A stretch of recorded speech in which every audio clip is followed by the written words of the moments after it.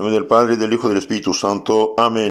Queridos hermanos, aquí Padre Michel Bonifaz, continuamos nuestra meditación, reflexión sobre la Virgen de Fátima. Me apoyo en el libro del Padre C. Bartas, con TH Bartas, La Virgen de Fátima, séptima edición. Veamos un poco lo que pasó con las peregrinaciones y después finalmente la actitud del obispo, que va a dar finalmente su reconocimiento después de haber analizado todo lo que había pasado. Una vez concedida a los sacerdotes la autorización de rezar con los fieles y celebrar la Santa Misa en la cova donde apareció la Virgen, las ceremonias tuvieron lugar al aire libre en instalaciones provisionales. Entonces ya ahora estos miles y miles de fieles que iban a rezar no estaban solos y no estaban guiadas por la niña Lucía, había ya sacerdotes. Entonces ahora la Iglesia toma la cosa en mano para organizar y evitar escándalos y desviaciones. Poco a poco, en el antiguo terreno de la familia Santos de Sor Lucía, futura Sor Lucía, se iban trazando avenidas y abriendo explanadas. Se levantaban paredes en distintos puntos. El primer edificio terminado fue la capilla de las misas, cuyo principal servicio era permitir a los sacerdotes peregrinos, más o menos numerosos cada día, celebrar el santo sacrificio en espera de que se construyese la gran basílica proyectada. En esta época todavía no había lo que se llama la concelebración, que de hecho copia de los orientales. En rito romano o latino tradicional hay un solo día de concelebración, el día de la ordenación sacerdotal, pero los demás días cada sacerdote celebra su misa. Y ahora es una catástrofe cuando se juntan, por ejemplo, 10, 50, 200, 300 sacerdotes y todos celebran una misa. Qué lástima. Si usted tiene un billete de $100 está bien, pero si tiene 300 de $100, pues son 300. Pues no entro en detalles aquí, pero realmente es una catástrofe. Como decía un buen sacerdote amigo, decía, ¿para qué Dios va a mandar vocaciones si no celebran misa? Y ahora no quiere celebrar si no hay pueblo. Pero la misa es sacrificio por vivos difuntos. No importa que haya pueblo o no haya pueblo, se reza por vivos difuntos, se pide a Dios misericordia, se ofrece el santo sacrificio de la cruz, hecho presente con la misma eficacia en nuestro provecho de otra manera. Entonces, en esta época, entonces cada sacerdote celebraba su misa, era, claro, el rito tradicional, el rito de todos los santos. Había también confesionarios para los peregrinos, eso también es importante, cada uno confiesa. Los que introdujeron absoluciones colectivas en los lugares son abusivos. Salvo un incendio, salvo un barco que se hunde, salvo que las bombas caen en guerra, no se puede darse la absolución. ¿Por qué? Porque hace falta que escuche y aconseje y dirige y absuelva el sacerdote, ¿no? Había la capilla de las confesiones. Esta capilla fue demolida cuando empezó a utilizarse la basílica. Se fundó asimismo la capellanía en el santuario de Fátima y su primer capellán fue el reverendo Manuel de Susa, que antes había sido párroco de Seiza. Poco a poco empezaron a llegar grupos organizados, parroquias presididas por sus pastores, grupos diversos dirigidos por sus sacerdotes conciliarios de consejo, de dirección espiritual. Que la devoción de la Señora de Fátima lograse movilizar en aquella época tanta gente y creciese incesantemente durante los 4 primeros años sin dirección de ninguna clase, sin otra guía que María, la Madre tan amada, y que no se produjese ningún desorden, abuso notable o superstición, ha de considerarse como un verdadero milagro. Entonces, los primeros años, los sacerdotes no participan oficialmente, aunque vayan a título personal, porque todavía no está reconocida, tiene miedo, prohibición del arzobispo, y bien dice que ha ido tanta gente ahí, tanta gente, y que no se ha producido, gracias a Dios, abuso notable ni superstición, y bien así debe considerarse como un milagro de la Virgen. La voz de Fátima. El 13 de octubre de 1922 apareció el primer número de La voz de Fátima, órgano mensual de las peregrinaciones, publicado con la aprobación y bajo la vigilancia de la autoridad diocesana. Entonces, 5 años después ya la autoridad diocesana ya toma las cosas en mano. Señala esta fecha un importante progreso en la difusión de la buena nueva de Fátima. Según los planes del señor obispo, este boletín había de servir para propagar la devoción a Nuestra Señora del Rosario, publicar las noticias relativas a las peregrinaciones, las curaciones, las gracias extraordinarias y referir asimismo retrospectivamente los maravillosos acontecimientos de 1917. Posteriormente ahora explica lo que pasó. Fue su primer director el mismo que cumplía las funciones de promotor de la fe en la Comisión Canónica de Información, el doctor Márquez de dos Santos, profesor en el seminario de Leiria. Su principal redactor fue el doctor Núñez Formago, vizconde de Montelo. La voz de Fátima, esta revista, vino a ser, por lo mismo, el órgano de publicidad de los numerosos reglamentos episcopales relativos al santuario. El primer número tuvo una tirada de 3.000 ejemplares, pero esta cifra se elevó rápidamente.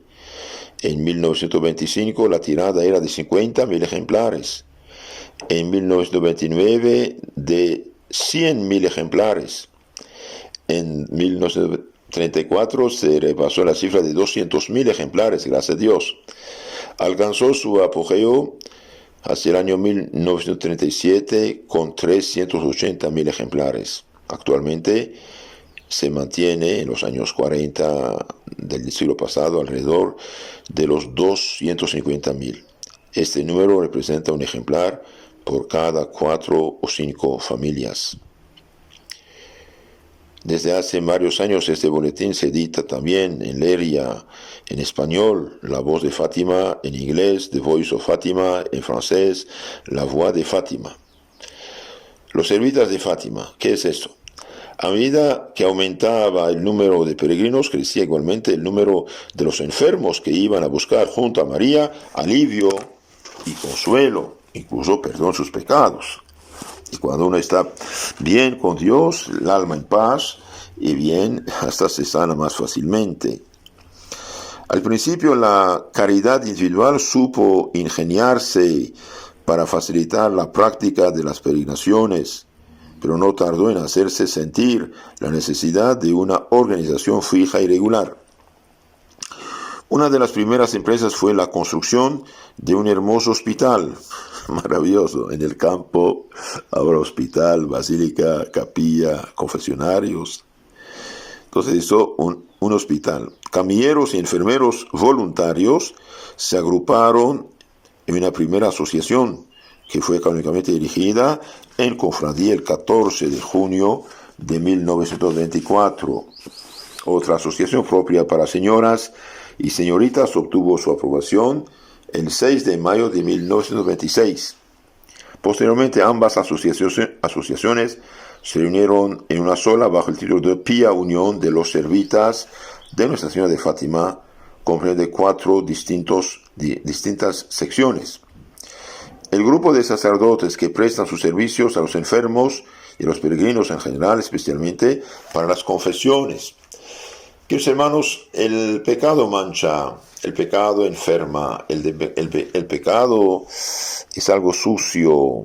San Antonio María Claret, en su libro, que les aconsejo de bajar de internet, Explicación de los ejercicios espirituales de San Ignacio de Loyola, dice San Antonio María Claret: si uno viera el estado de un alma en pecado mortal, haría paro cardíaco. Es como ver un demonio, tan sucia, tan fea, tan horrible, tan desfigurada. Y viene un demonio y un alma en pecado mortal, se parecen. ¿Por qué? Porque el pecado desfigura. Entonces los sacerdotes que confiesan, los sacerdotes que hablan del perdón de Dios y llevan a la gente a la confesión, realmente son co-salvadores con Cristo de esas almas. Nuestro Señor les dio la llave del paraíso para abrirla y la del infierno para cerrarla. Y los sacerdotes que no confiesan o no quieren confesar, significa que no saben qué es la confesión, no tienen idea de lo que es confesión, no tienen idea de lo que es el pecado, lo que es la gracia. Es algo muy importante, es algo muy importante. Nuestro Señor murió por nuestros pecados, es verdad, y murió por los pecados, y cómo esta salvación de Cristo llega hacia nosotros, y viene a nosotros mediante los santos sacramentos. Y uno de estos sacramentos de resurrección espiritual, como un segundo bautismo, en cierto modo, para limpiarnos, es el perdón de los pecados. Reciben el Espíritu Santo. A quienes perdonan los pecados que están perdonados y que tienen que quedar retenidos, dice nuestro Señor. Entonces el sacerdote realmente representa a Cristo, tiene los poderes de Cristo, o más bien es Cristo que mediante él perdona los pecados. Y la confesión borra el pecado, limpia el alma, expulsa el demonio, abre la puerta del cielo, cierra del infierno y nos hace hijos de Dios. Es una maravilla. Es una maravilla. ¿Por qué Santo Cura de Ars confesaba 14, 15, hasta 18 horas a veces? ¿Por qué San Juan Bosco confesaba horas y horas a esos jóvenes? ¿Por qué Santo Padre Pío confesaba horas y horas? ¿Por qué? Y todos los buenos sacerdotes de todos los siglos. ¿Por qué? Y porque es la más grande caridad que puede hacer un sacerdote. La más grande caridad que puede hacer un sacerdote es dar los santos sacramentos, es bautizar, es confesar, es casar, es sobre todo celebrar la Santa Misa por vivos difuntos y perdonar los pecados de los pobres pecadores. Un pecador en pecado mortal está como suspendido al borde del infierno. Santa Rosa de Lima, por ejemplo, que es la santa patrona de toda América Hispana, dice esto: si ustedes supieran la hermosura que es un alma sin pecado, estarían dispuestos a sufrir cualquier martirio con tal de mantener el alma en gracia de Dios. Si ustedes supieran la hermosura que es un alma sin pecado, estarían dispuestos a sufrir cualquier martirio con tal de mantener el alma en gracia de Dios. Y bien, no solamente tenemos que hacer todo para, hasta el martirio, mantener el alma en gracia de Dios, y también los sacerdotes debemos ayudar a las almas a salir del pecado, San Juan Bosco decía después de cada sermón: yo quisiera que la gente se acercara a la confesión y a la comunión, y tenía razón. Un alma en pecado mortal está como suspendida al borde del infierno, suspendida al borde de un volcán de fuego. El pecado mortal, queridos hermanos, es el infierno en potencia, es decir, en cualquier momento, al separarse el alma del cuerpo, puede uno caer en el infierno eterno. Es algo serio. Por eso estos buenos sacerdotes de Fátima formaban un grupo para prestar sus servicios a los enfermos y a los peregrinos en general, especialmente para las confesiones y también, ¿por qué no?, los santos óleos, la extrema unción, o sea, los enfermos, como dicen. ¿Por qué? Porque este sacramento también, cuando hay peligro de muerte, por ejemplo, un cáncer avanzado, una operación con anestesia general, la edad, una persona de 90 años es débil, puede morir, y bien, darle los santos óleos. Santiago, apóstol, en su carta, el último capítulo 5, dice: si alguien está enfermo, mande llamar a los presbíteros de la iglesia, que oren sobre él, que lo ungen con óleo en nombre del Señor. Si tiene pecados, le serán perdonados, y si Dios juzga bien, de la salud también.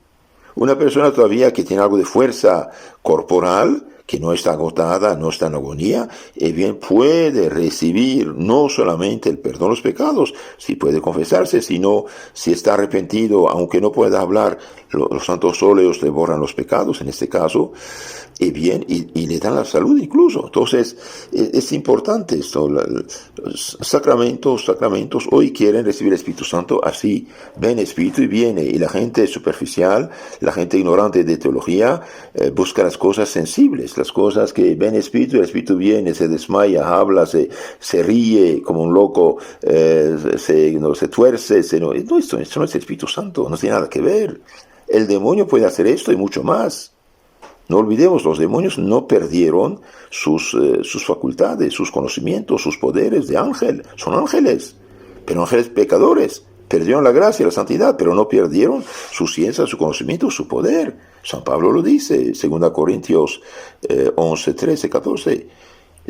Habla del demonio ángel de luz. Se hace pasar por ángel de luz para engañar. Entonces, confesión sincera de los pecados, sincera, porque si uno oculta pecados no sirve para nada. Según demás, santos óleos para los estos, y comulgar dignamente. Entonces, estos valientes ayudantes de los peregrinos forman 4 grupos, dijimos: los sacerdotes, los médicos, los servitas y las servientas.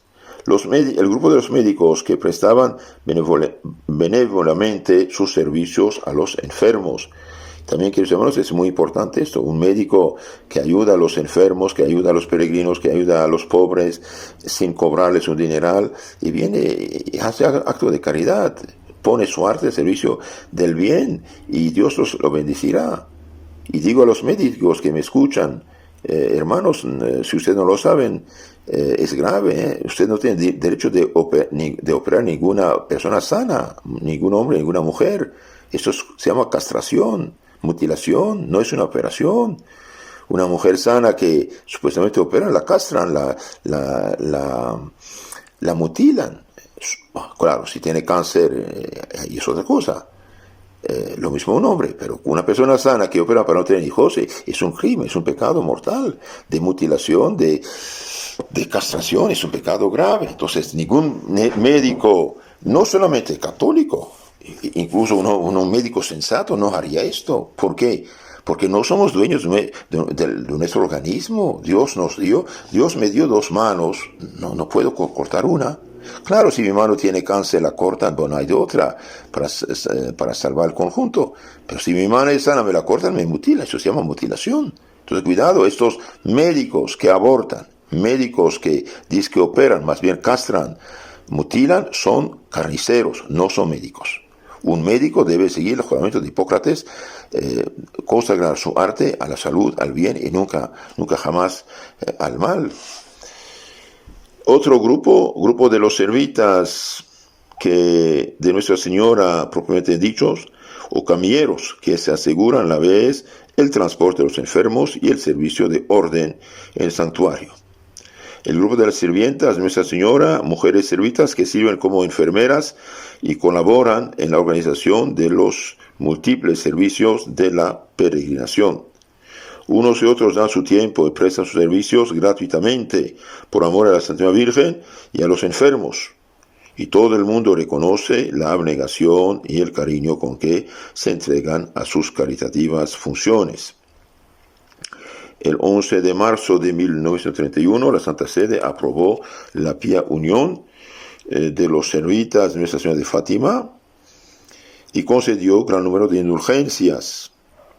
El actual presidente de los servitas es doctor Carlos Méndez, alcalde de Torres Novas, testigo de los orígenes.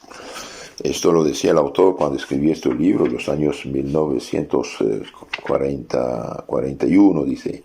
La primera edición de este libro es del año 1941. Entonces, queridos hermanos, demos gracias al Señor. Si manda a nuestra Madre Santísima a esta tierra, mire, 3 niños, 3 pastorcitos menores de edad, 7, 8, 9 años, ven la Virgen, reza rosario, les da unos consejos, pero muy importantes: que la gente deje de ofender a Dios, que la gente se convierta, que la gente mejore, recen cada día el Santo Rosario, recen por los pecadores, porque muchos más van al infierno porque nadie reza por ellos. Y bien, ¿qué ha pasado? Hoy son miles y millones de personas que aprovecharon de este mensaje, incluso van a Fátima como a Lourdes, y bien, no solamente tener el consuelo espiritual, la paz en el alma, la conversión del alma, también la sanación del cuerpo. Y bien, bendito sea Dios. En la charla siguiente vamos a hablar del Via Crucis y las organizaciones de Piedad y María de la Capilla. Bendito sea Dios por todo. Que Dios los cuide, la Virgen los tome bajo su manto protector. No miren telenovelas, no miren series, no miren películas de horror u otras cosas. Es muy peligroso. Las películas actualmente, en su mayoría, salvo excepciones muy excepcionales, las películas de hoy, telenovelas, etcétera, esas cosas, están hechas por gente paganizada. Un cristiano es discípulo de Cristo, no de gente pagana. Es imposible caminar sobre el lodo sin mancharse los pies. Entonces, queridos hermanos, dejen esas cosas, tómense buenos libros, el Santo Evangelio, la edición de Juan Straubinger, es muy buena, la Biblia comentada. Torres Amat, por ejemplo, la Carcolunga, la antigua. Y también les aconsejo de suscribirse al grupo Catecismo Católico Tradicional, donde tenemos, gracias a Dios, casi todo el catecismo explicado, la fe, la moral, los sacramentos, la oración. Y más tarde, si Dios quiera, daremos un resumen también de las fiestas, de la Sagrada Biblia y de la historia de la Iglesia. Los bendigo con sus familias. Nuestra Señora del Rosario de Fátima ruega por nosotros. En nombre del Padre, del Hijo y del Espíritu Santo. Amén.